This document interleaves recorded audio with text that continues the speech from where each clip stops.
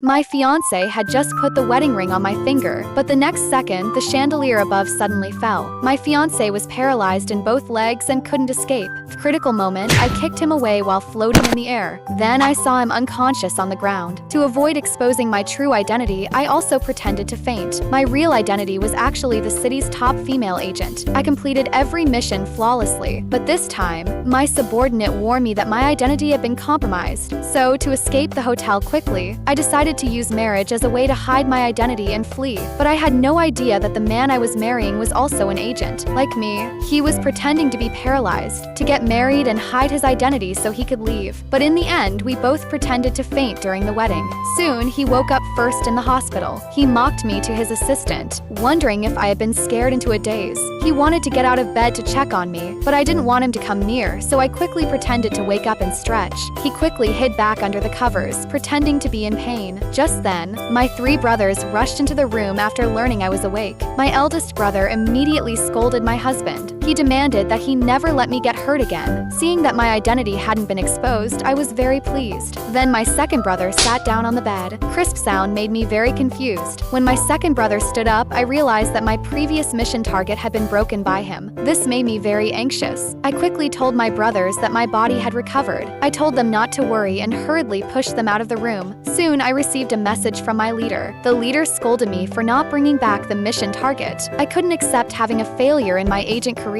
So, while the man was asleep, I went back to the hotel again. I went to take another copy of the mission target. Just as I cracked the room's password, I didn't expect my husband to also show up here. But by then, I had already completed the mission and was on the rooftop. My husband and his assistant were very confused when they saw me. I used a preset line to return to the hospital entrance, but then I suddenly found a tracking device under my foot. I quickly took off my shoes and went back to the room. Just as I was wondering where my husband was, his subordinate told him that my room was the only one not searched. Hearing this, he took off his blindfold, sat back in his wheelchair, and directly opened the hospital room door.